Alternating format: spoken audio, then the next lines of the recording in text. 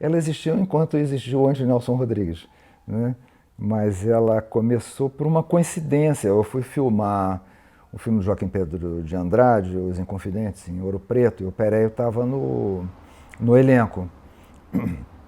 Já conhecia Péreio do meio teatral, mas não tinha relação com ele. E ali nós ficamos muito amigos ali. E, ele estava, na época, casado praticamente, né? Com a Neila Tavares, que tinha sido minha colega de escola de teatro. Eu conheci, eu fiquei até muito surpreso. Ah, Neila, poxa vida. E tal. E quando a gente voltou para o Rio, foi natural que a gente passasse a se encontrar, a se falar e que surgisse o projeto de nós fazermos uma peça juntos, né? E a gente ficou procurando texto, procurando texto, procurando texto. A gente não encontrava, é sempre um problema. E a gente, mas todos três apaixonados por Nelson Rodrigues, né? A Leila tinha há pouco tempo feito um trabalho por um pequeno livro sobre o Roberto Rodrigues, o irmão do Nelson Rodrigues, que era desenhista, um artista plástico maravilhoso, que foi assassinado muito jovem. E então essa coisa de fazer o Nelson foi natural. Só que a gente ficava meio desanimado assim, mas vamos montar mais um texto, fazer mais uma montagem de um daqueles textos. E a Neila disse assim, por que a gente não pede ao Nelson para escrever uma peça para a gente? Aí a gente disse, mas será que... Ela foi na cara de pau e pediu ao Nelson para escrever, através do conhecimento da família que ela tinha.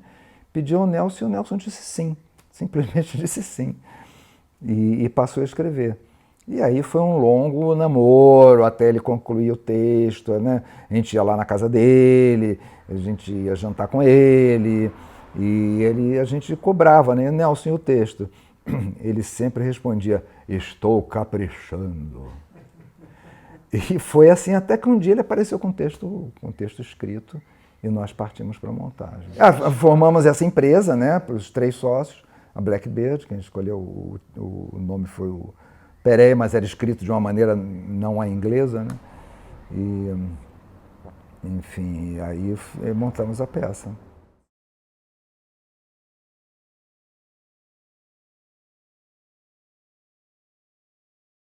Para nós aceitarmos, não houve nenhuma resistência. Nós éramos apaixonados por Nelson Rodrigues, como as pessoas de teatro eram, né? Fora do teatro é que havia o problema, né? Porque existia a questão política na época muito sensível e que todos achavam o Nelson reacionário, né, uma pessoa que a favor da ditadura, enfim. Então isso era um problema. Essa coisa só vai ser explicada melhor com o livro do Rui Castro. Esse paradoxo, essa coisa, essa contradição. Que a gente não via bem assim, porque o Nelson foi o autor mais proibido durante a ditadura. Então, por outro lado, o Nelson estava tocando em feridas, né, que a gente achava importantíssimas que tivessem sendo abordadas.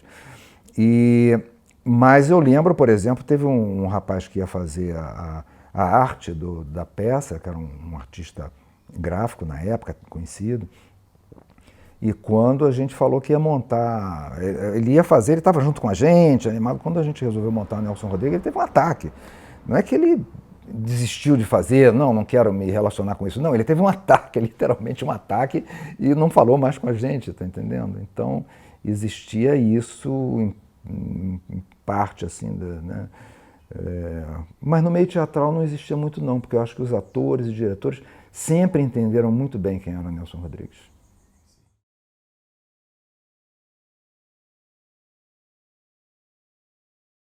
O processo criativo foi um pouco caótico, porque quem dirigia era o Péreio. O Péreio é uma pessoa caótica, com todas as qualidades que isso tem também.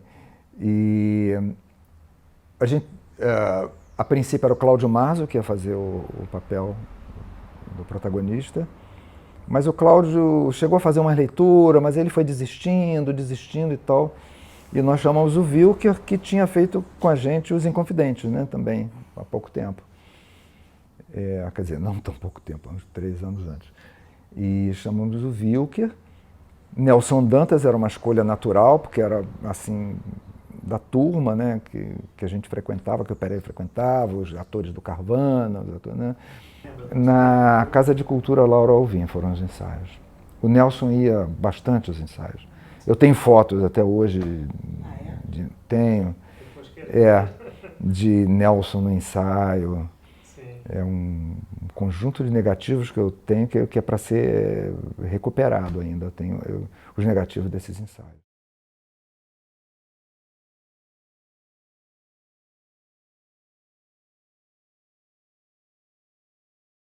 Eu entendo o que ele está dizendo com isso, né? De achar que tinha um tom caricatural. Assim. Eu entendo, mas eu acho que não era uma coisa... É porque o anti-Nelson Rodrigues, no fundo, ele é quase uma comédia. É quase uma comédia. É anti-Nelson Rodrigues porque o Nelson Rodrigues dizia que não se parecia com as outras peças dele, até porque tinha um final feliz, né? Então ele escolheu esse título. E então tinha um pouco uma visão crítica do Nelson Rodrigues que a gente exercia ali. Uma visão que depois se tornou assim recorrente em outras montagens, inclusive do Antunes, não na coisa da comédia, mas na coisa de uma formalização excessiva, um uso excessivo do estilo do Nelson Rodrigues, um apoio excessivo no estilo do Nelson Rodrigues, mostrando os mecanismos do estilo e tal. Então isso depois se virou assim uma coisa que se fez muito. Mas no caso da peça aqui, na nossa, acho que tinha uma coisa que era meio... Talvez a gente levou um pouquinho para a comédia, assim. Talvez isso tenha gerado a crítica do Gilberto.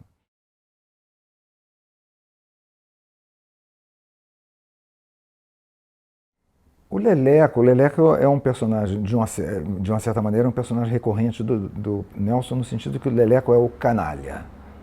Esse é um personagem que habita a obra do Nelson. E o canalha é problemático, né? Que tem conflitos internos terríveis, enfim. E o meu trabalho, eu acho que foi um trabalho que foi muito bem sucedido lá pelo segundo mês de espetáculo. Eu não estreiei bem.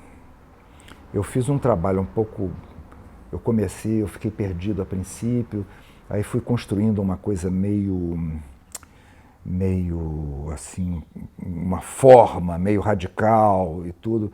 Isso eu não consegui, eu não tinha experiência suficiente ainda, embora já tivesse feito vários espetáculos, para dar conta disso até o dia da estreia. Então, eu estreiei de uma maneira assim, depois aquilo foi arredondando e tal, e foi ficando bom. Mas foi um trabalho assim que foi difícil. Foi difícil fazer para mim, foi difícil. Depois foi extremamente prazeroso. Depois que eu encontrei o tom, depois que o personagem se adequou ao resto do espetáculo, foi extremamente prazeroso, foi muito prazeroso mesmo. Acho que foi um trabalho que, para mim, foi importante pelo resultado assim, final dele.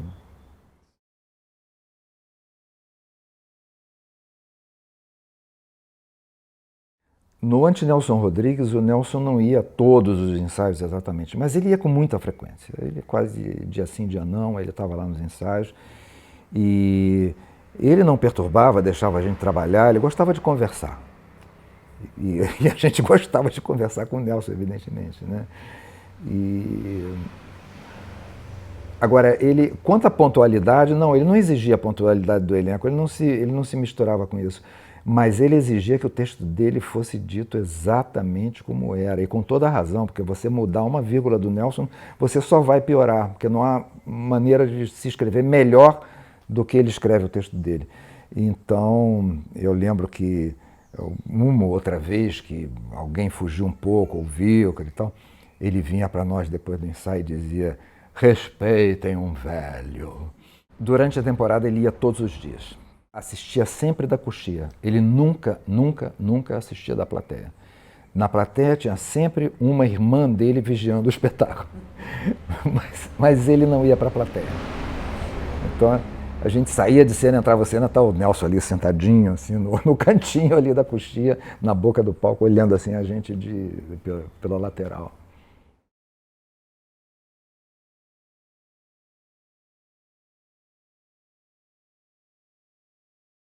Dialogava muito bem com o público, muito bem. O público reagia muito bem. Teve dias que eu recebi resposta da plateia em cena, tá entendendo? Então, resposta mesmo, verbal, né?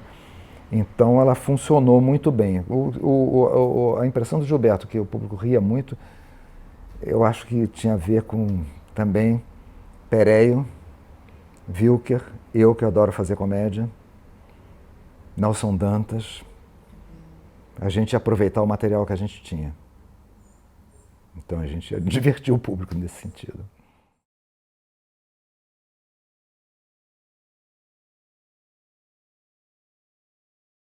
Eu acho que repercutiu, sim. Eu acho que nesse ponto, sim, porque é uma volta do Nelson Rodrigues, né, depois de tantos anos.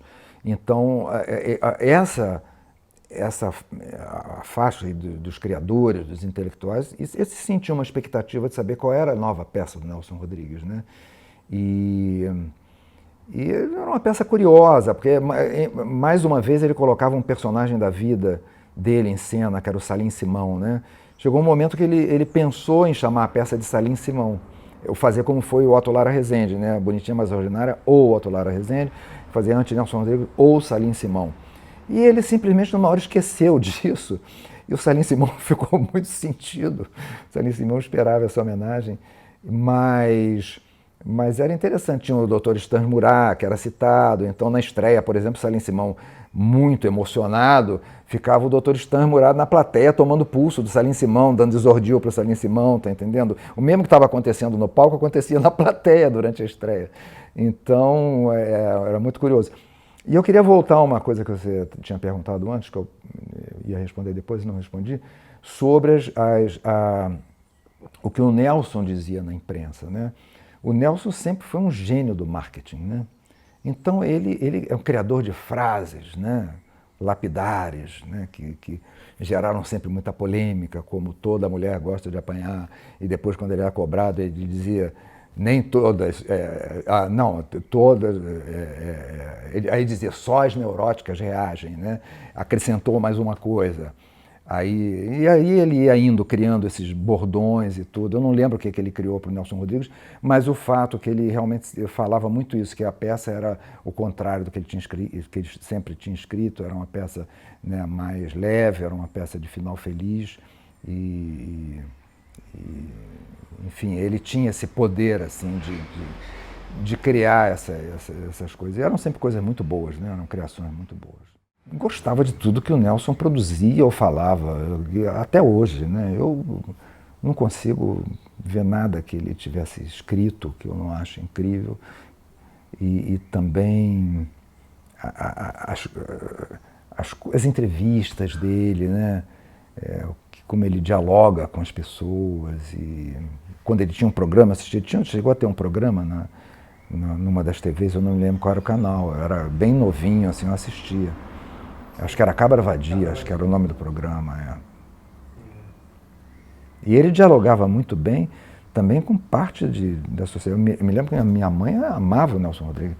Minha mãe era uma funcionária pública, né, não era uma pessoa intelectual, nada, mas ela adorava o Nelson Rodrigues, ela não perdia um programa da Cabra Vadia. Eu acho que eu fui mais atingido pessoalmente mesmo, porque eu li o Nelson pela primeira vez quando eu tinha 15 anos. A gente tinha um sítio que nós éramos convidados, um amigo dos meus pais tinha uma casa grande, chamava todo mundo e tal. E a gente passava ali fim de semana, passava férias. E lá tinha uma estantezinha que tinha na estante uma publicação recente do Serviço Nacional de Teatro, que era o Teatro Quase Completo do Nelson Rodrigues. É uma publicação em 2 volumes, com capa do Santa Rosa, uma beleza de publicação. E ali eu li, comecei a ler aquilo, eu já sabia quem era o Nelson, porque, né, ela falava, minha mãe falava e tudo. E eu comecei a ler, eu fiquei apaixonado por aquilo. Eu li a obra inteira, o teatro dele inteiro, e depois li de novo, e depois li de novo. e quando aí depois a gente já tinha uma casa lá, meus amigos iam para casa, a gente ficava lendo trechos, se divertindo. Então eu tinha já uma... Depois, quando me decidi por fazer teatro, o Nelson ganhou muito mais importância. E quando eu conheci o Nelson, praticamente era uma coisa assim, para mim era um monstro sagrado, assim, né? Eu fiquei assim eu ficava muito tímido com o Nelson, com toda a admiração que eu tinha por ele, eu ficava muito tímido. Para você ter ideia, eu fui a autógrafo, noite de autógrafo do Nelson, e não tive coragem de pedir ao Nelson para assinar um livro para mim, tá entendendo? Porque do jeito que eu era na época, aquilo seria eu conspurcar um pouco, assim, a coisa. Então, mas eu fiquei muito assim emocionado de trabalhar com ele e pude finalmente apresentar ele à minha mãe, que era fã dele de muito tempo, ela ficou muito emocionada também.